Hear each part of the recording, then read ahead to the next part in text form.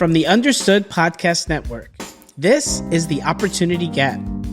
Kids of color who have ADHD and other common learning differences often face a double stigma. And there's a lot that families can do to address the opportunity gap in our communities. This podcast explains key issues and offers tips to help you advocate for your child. My name is Julian. I'm a father of two and an assistant principal in Philadelphia, where I've spent nearly 20 years working in public schools. I'll be your host. Welcome to Season 3. On today's episode, we're exploring the unique journeys kids with learning and thinking differences face when transitioning from special education to higher education or education beyond high school. So many students will leave high school and they don't really know about all the resources that are available to them at the college level. So we're going to talk about some of the challenges that students commonly face when making that transition. I am really excited to welcome Sudi Shayesteh. Sudi is the director of the Office of AccessABILITY at Hunter College in New York. She brings a wealth of knowledge and over 20 years of experience in higher education and disability services. Good to be here. I'm so happy to be here. I'm looking forward to our conversation. Awesome. So Sudi, this is something like really near and dear to me. And so I'd love for you just to start us off by telling us, why do you do this work? How did you get into the work you do in disability services? Well, I am by license and training a school psychologist, Julian. And for my postgrad degree, I did some studies and certification degrees for working with bilingual students with disabilities. And eventually I landed a job at New York City College of Technology. That's where I was doing some internships, and they called me and offered me a job as a learning disability specialist. And 7 years later, I landed this position as the director of Office of AccessABILITY at Hunter College. And I haven't left since then, which was 2005. I love working with college students. I love working with college students with different types of disabilities. I started with learning disability, and then through job, I learned that it doesn't end there. Disabilities are sort of interconnected. One disability results in another one and becomes secondary, tertiary to another form of disability. So it's all sort of interconnected, and that sort of inspired me to continue with the work. When I was at City Tech, New York City College of Technology, that's where I did most of my work with the transitional trainings and collaborating with high schools, working with high school junior and senior students coming and visiting the college and answering questions and providing training, so forth and so on.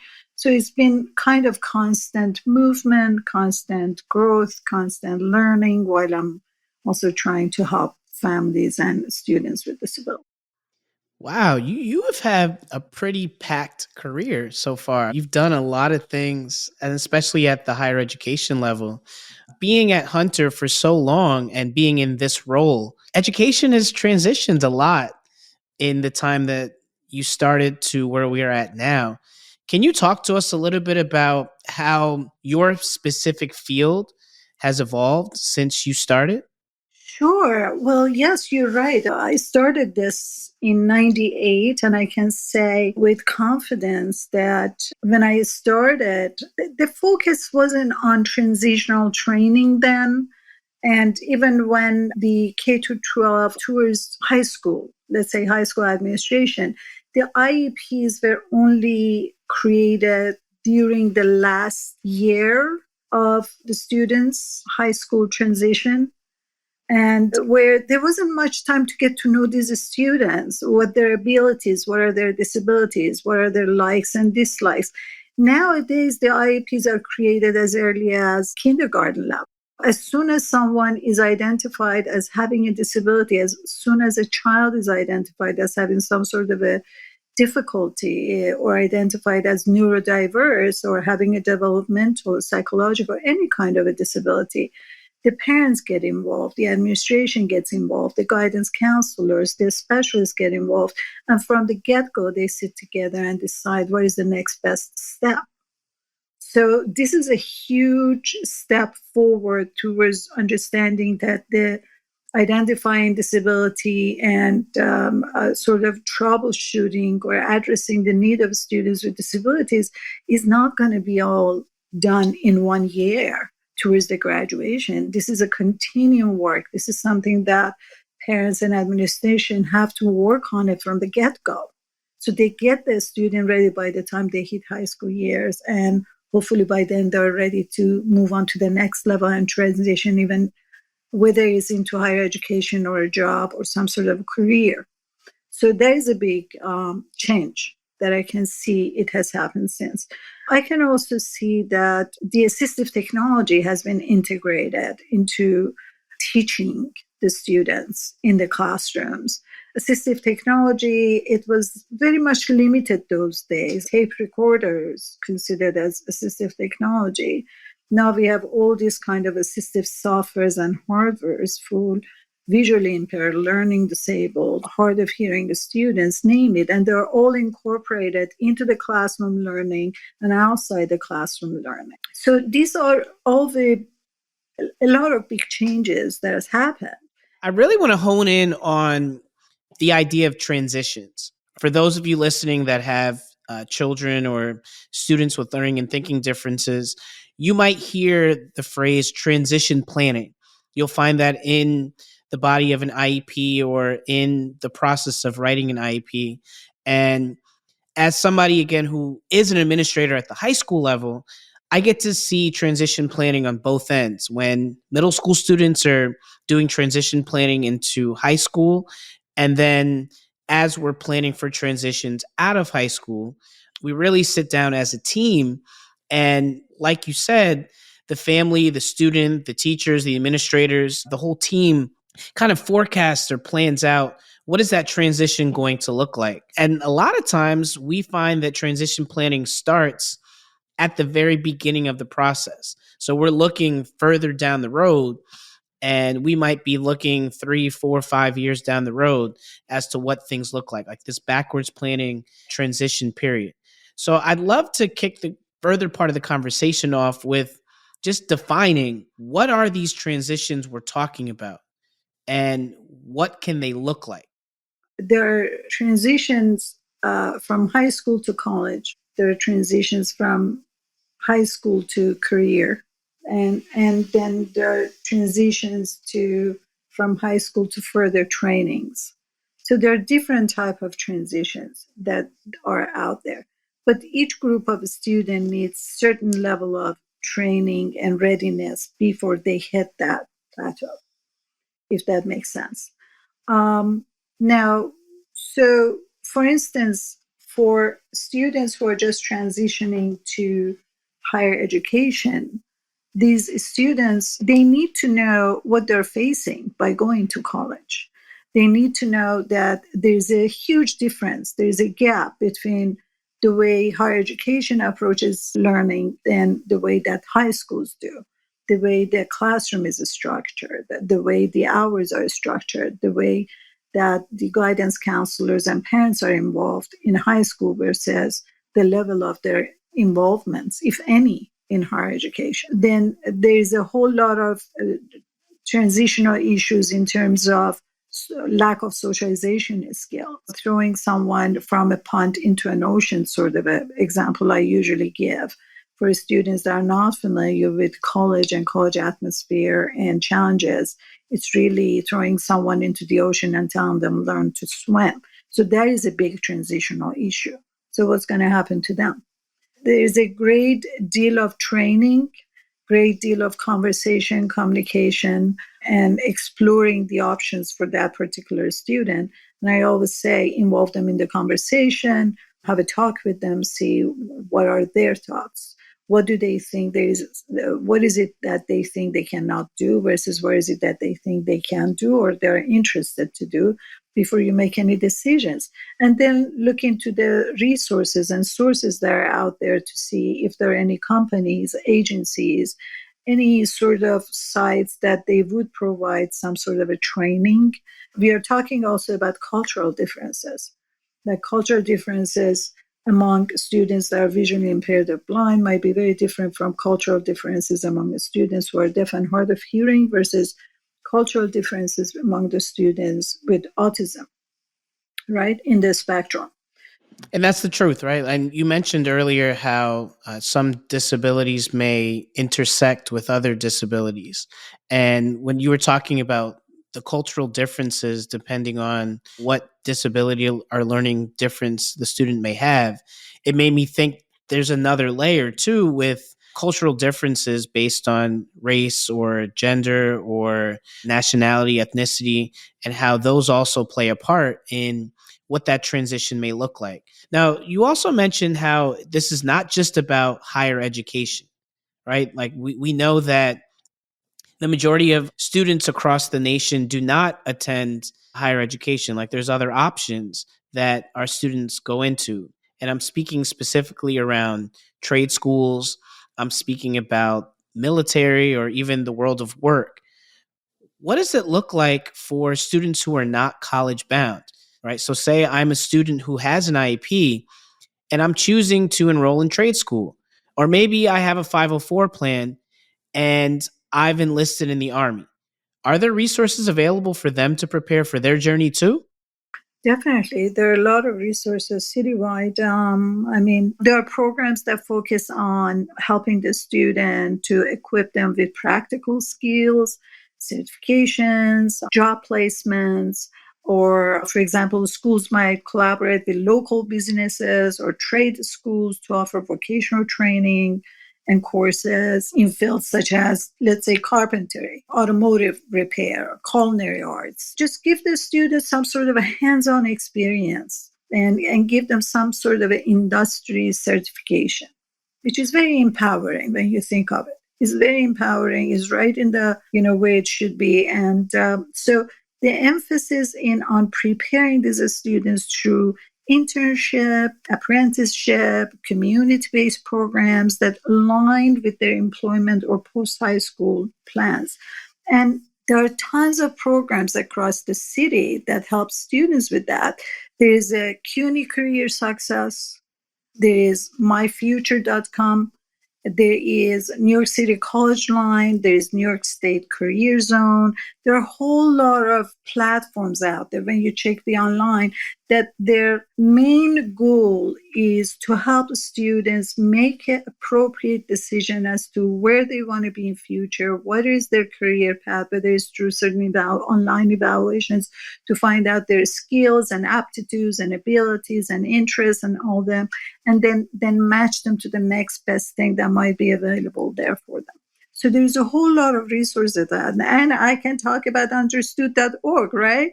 Julian, a whole lot of information out there on your website. I was checking it and I was just, wow, presenters, the wealth of information, the links, the workshops that you offer in terms of time management and organization and studying skills. All these are tailored towards different learning styles, different learning disabilities, abilities, and so forth and so on. Then there is the LDA, Learning Disability Association of America, a huge organization. I've been familiar with them for years and years. There is Landmark College, which is a college for learning disability students, and they actually offer workshops, trainings, and for even professionals that are already in the field. Then there is LD online. So there's a whole lot of resources out there when you go out there and check, how am I going to help my son or daughter transition with certain type of disabilities? Listeners, I hope you were all taking copious notes because Sudi just dropped some gems. She gave an entire list. Don't worry, if you weren't taking notes, we will link all of the things that she mentioned in our show notes. Really quick expert tip for our listeners. When you're in the midst of an IEP meeting, you should definitely ask for career exploration. What does career exploration look like for your child? And that can be as early as fifth or sixth grade and as late as 12th grade. But definitely ask for career exploration and opportunities for career exploration to be written into the IEP because that's going to really encourage the idea of exposure. Everything that Sudi was mentioning relates to the idea of exposure. Our students need to be exposed to all the different options they have out there. And this is going to help the transition process because it gives your child agency so they can have a part in figuring out what is it that they want to do. It's not just about what you want for them, it's about what they want for themselves. One of the proud parts of the school I'm blessed to serve is that I am able to help students have career exposures to a variety of careers throughout the city of Philadelphia. And we're able to send our students out to different internships, and they are able to earn industry certification. So many students can graduate with a certification in a career of their choice. And if they choose to go to college, they can do that. If they choose to go to work, we hope that they prepare them for that too. But the key is exposing them. And so I'm wondering, as we're thinking about this idea of exposure and transition, what's another challenge you see as students are transitioning into a college space? The first year is extremely difficult for students, that they feel like an outsider, that they don't belong there because they don't know enough about college environment. And the reasons was, with or without a disability, was what we talked earlier about, lack of familiarity with the college environment. And it wasn't so much about the students' ability to study and learn. It was a lot about students' lack of information about the differences between college and high school, and the differences that we talked about, also about the whole structure. So we see that a lot. We see that. So a lot of campuses like Hunter, we have a hub for students. We have a center where students can actually come hang out while working on their homework assignments or taking exams, but meeting other students, collaborating with other students. We also have not transitional, but mentoring programs, whether it's one-on-one mentoring using graduate students, whether it's a mentoring program for students on the spectrum, but actually having someone that is more senior to them, sit with them, talk with them, show them the loops, and tell them, don't worry, we were where you are right now, but you're going to learn it.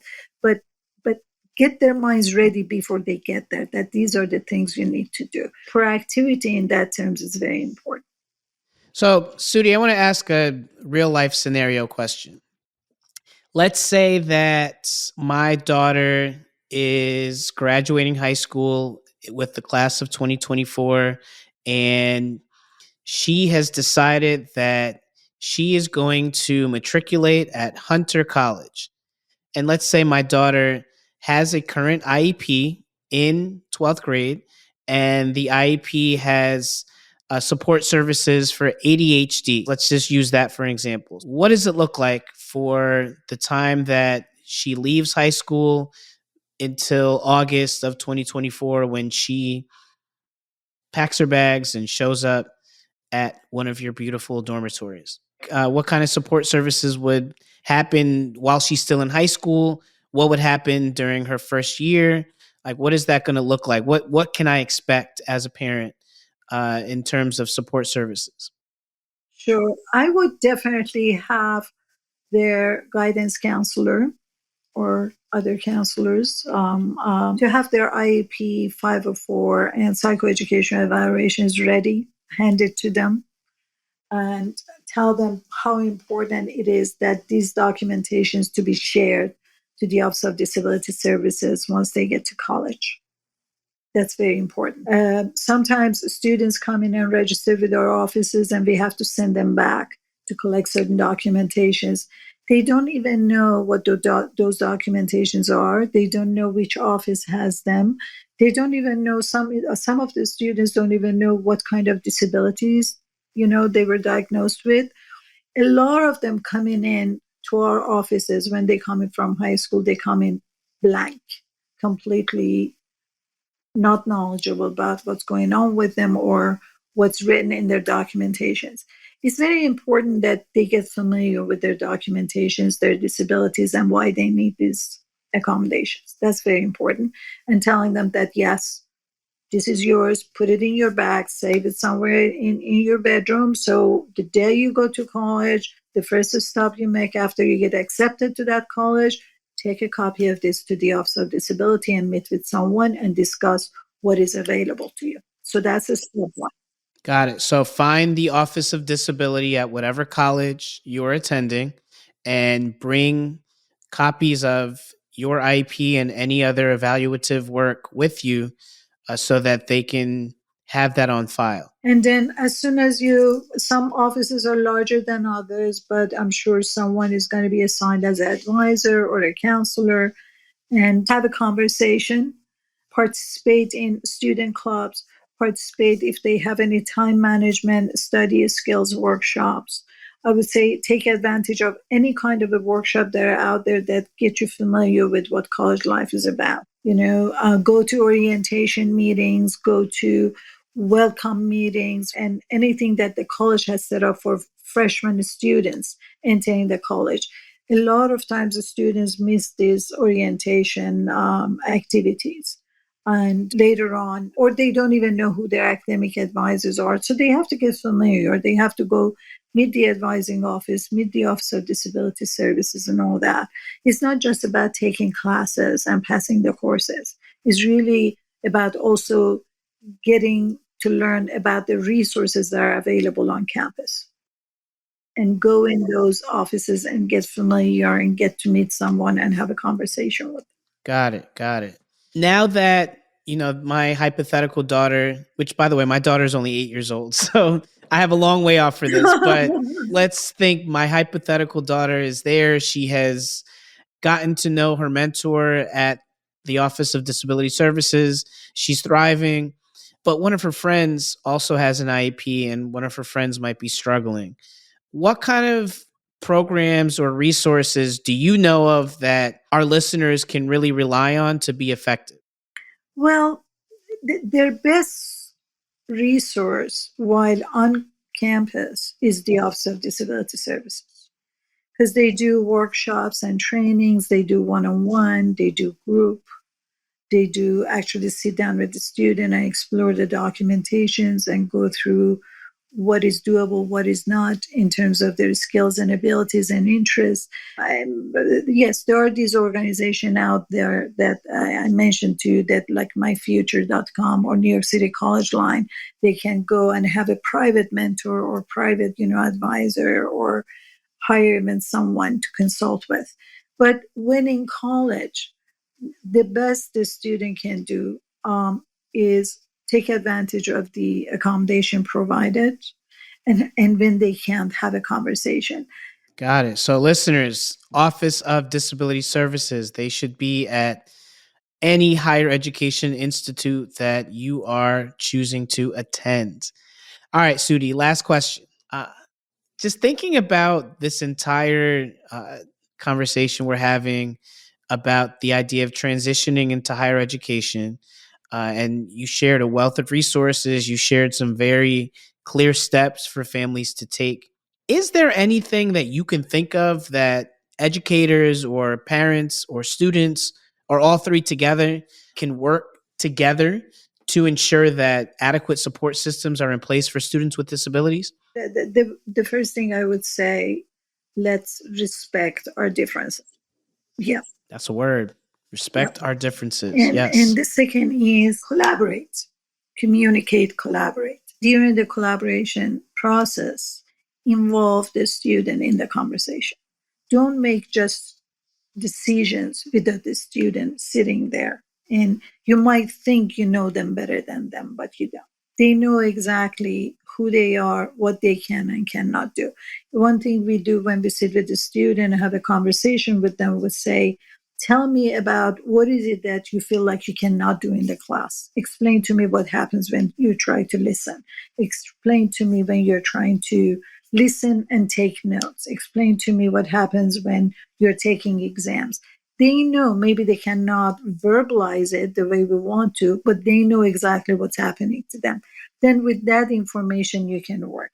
You can understand that what part of how this disability is hitting the student and how you can be helpful to them. So clear communication, have a clear communication channel, involve the student in this planning, transition planning, and leave the channel for future communications and dialogue open with the educators, with parents, with the students, just making sure that everyone understands the student's need. And this whole collaboration process empowers everybody, empowers the students, empowers educators, the parents, and it's like a joint advocacy process for the student, and no one would benefit more than the student, of course. And I think during this process, everyone learns so much from each other. I mean, the family learns from educators, the educators learn from specialists, the specialists learn from the family. So, and the student learns from all of them. So this collaboration is really the key. Sudi, I can't thank you enough. This being your first podcast experience, I think you were made for this. You have such a soothing voice, and you might want to consider getting one started at Hunter College. To our listeners out there, if you have a high school student that's looking for a college experience, I would strongly advocate you take a look at Hunter, because Sudi will definitely take care of you. And the Office of Disabilities across colleges around the country are doing great work. And the key is that if you have a child that is interested in going to college, you can go. They should go. And there will be support there when they get there. So do not think that having a disability or having a learning and thinking difference should bar you or prohibit you from going to college. You're going to do just fine. Before we go, I do have some resources from Understood to share. After High School, Different Ways to Thrive.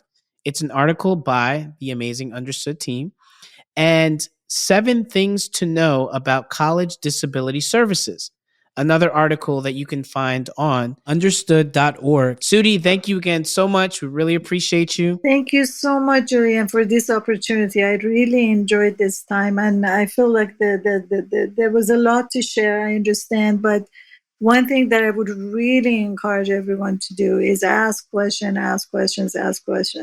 Don't take no for an answer. Don't just go for, they say, well, he cannot do it, he should not do it, or whatever they might say. Even in college, you can ask why. You can say, okay, I understand.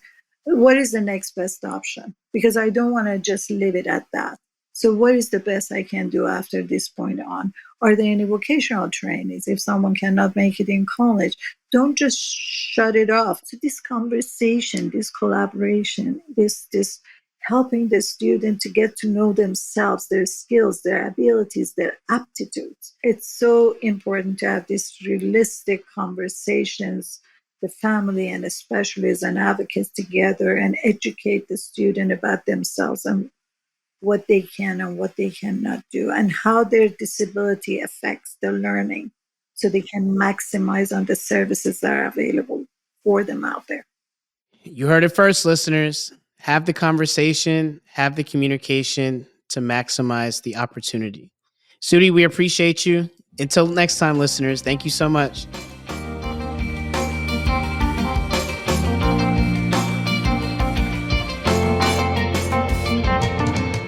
The Opportunity Gap is produced by Tara Drinks, edited by Sin Pin. Alana Milner is our production director. Our theme music was written by Justin D. Wright, who also mixes the show for the Understood Podcast Network. Laura Key is our editorial director, Scott Cochere is our creative director, and Seth Melnick is our executive producer.